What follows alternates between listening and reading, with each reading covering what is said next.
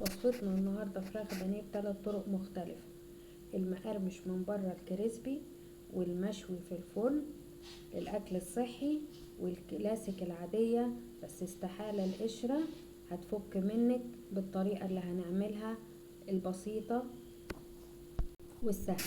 أنا هبة ودي قناتي. لو أول مرة تشوفيني ادخل قائمة المحتوى، قوليلي رأيك في التعليقات، ولو في وصفات بتحبوها اكتبولي وهنعملها بأسهل طريقة وأقل إمكانيات. نبدأ وصفتنا على طول. معانا نص كيلو بانيه متقطع شرايح، وطبعا انا مقطعه عند الفرارجي، جايباه جاهز مقطع يعني. بعدين حطيت عليه ملح وفلفل وشطه، ده حسب الرغبه. نص معلقه بصل بودر وتوم بودر، وهنقلب كل ده وليمونتين كبار، وهنقلب كل ده ونسيبه حوالي نص ساعه في التلاجة لغايه ما تشرب التتبيله بتاعته. بعد كده هناخد البانيه بتاعنا نطلعه من التلاجة، هنعمل عليه نكسر عليه بيضة، مش هنعمل البيض من بره، ونص كوباية لبن. طبعا اللبن والبيض حسب الكمية، نص كيلو عليه بيضة ونص كوباية لبن حلو قوي. هنقلبهم مع بعض، وده هيبقى البيض واللبن بتاعنا اللي بدل ما يبقى من بره هنحط فيه التتبيلة وهنسيبه برضو نص ساعة.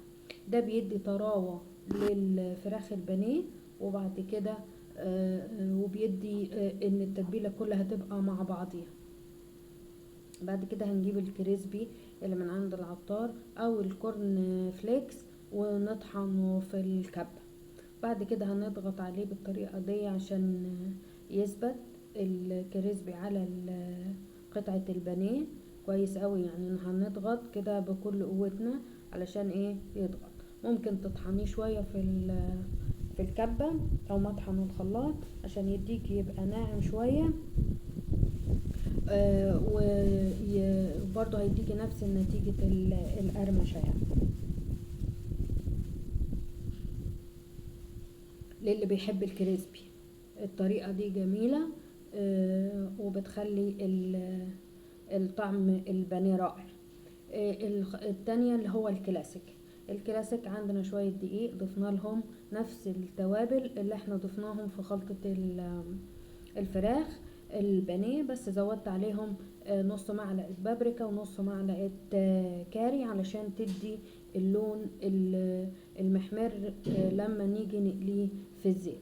بعد كده خدته على طول من البيض، لان كده هو بيض ولبن، وحطيته في الدقيق، وبعدين رجعته تاني في البيض واللبن، وبعدين حطيته في البقسماط.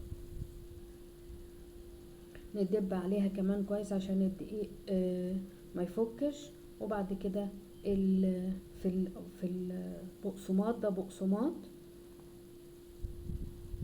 الطريقة دي ما تخليهوش يفك ابدا، يعني باخده من التتبيلة وبعدين احطه على طول في الدقيق وادب عليه، وبعدين برجعه تاني في البيض واللبن يعني التتبيلة بتاعته، بعدين بحطه على البقسماط وادب كويس عليه عشان القشرة ما تفكش. يعني دبة البانيه، قطعة البانيه في البقسماط او الدقيق، بضغط عليها كويس علشان القشرة ما تفكش منه. طبعا بقية الكمية حطيتها في الفرن تحت الشواية، في الرف اللي من تحت، اخر رف يعني خالص، علشان تاخد لون من فوق ومن تحت، وهي هتستوي بسرعة. نيجي لدول لقليتهم.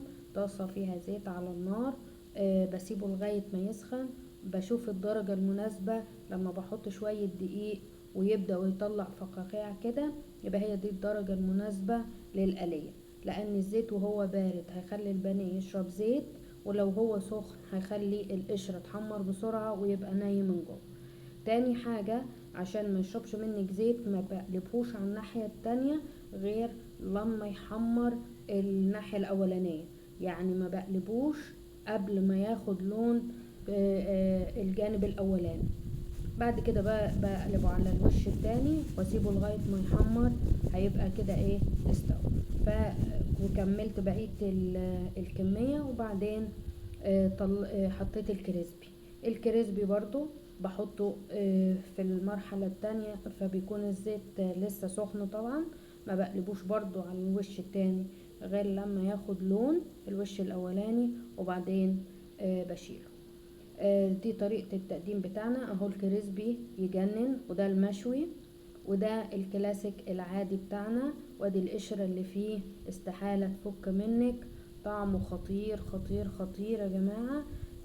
انا وعيالي حبينا الكريسبي والكلاسيك العادي. اللي بيحب الاكل الصحي هيحب المشوي.